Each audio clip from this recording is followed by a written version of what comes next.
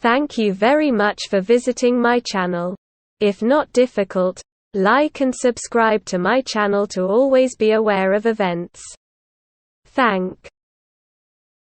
Russia's military leadership is increasingly dysfunctional, with the war in Ukraine being spearheaded by rookie officers as Putin's forces are beaten back on the battlefield.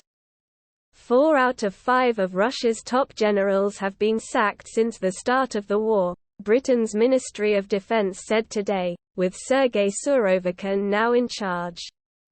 Their replacements have so far done little to improve Russia's battlefield performance, the MOD added, as Surovikin appeared to be preparing for a retreat from the southern stronghold of Kherson.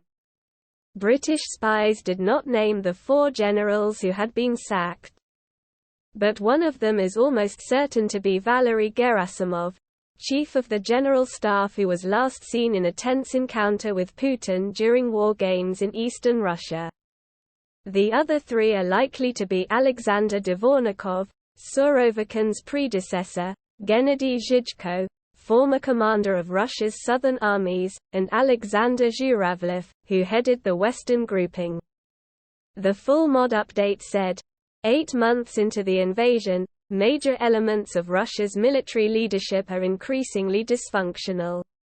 At the tactical level, there is almost certainly a worsening shortage of capable Russian junior officers to organize and lead newly mobilized reservists. Eyewitness testimony suggests that the shooting of 11 Russian soldiers near Belgorod by a fellow recruit on 15 October 2022 occurred after an officer's abusive comments towards ethnic minority recruits. Poor lower-level leadership is likely worsening the low morale and poor unit cohesion in many parts of the Russian force. 4 of the 5 generals with direct operational command of elements of the invasion in February 2022 have now been dismissed. Their replacements have so far done little to improve Russia's battlefield performance.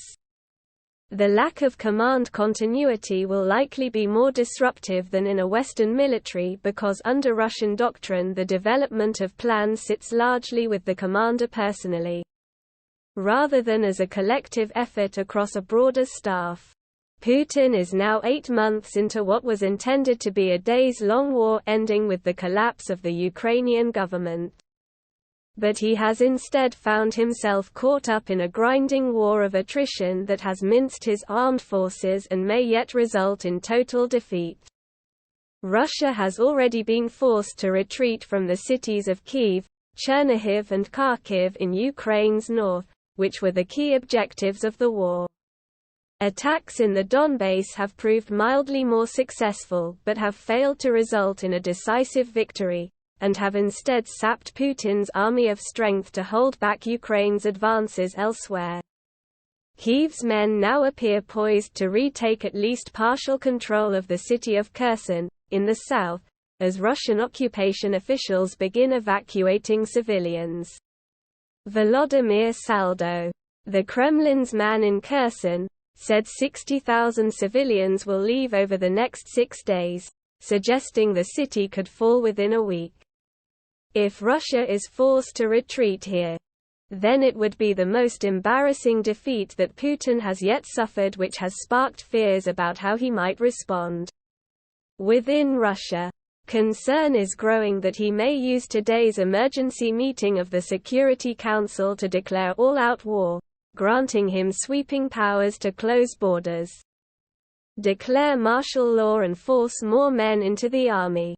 Meanwhile in the West, speculation is growing that he could be ramping himself up for the first open-air detonation of a nuclear weapon since the 1960s.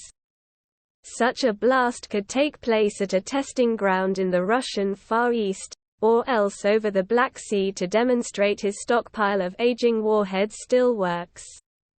If you liked the video, please like and subscribe to my channel to stay up to date. Peace for everyone.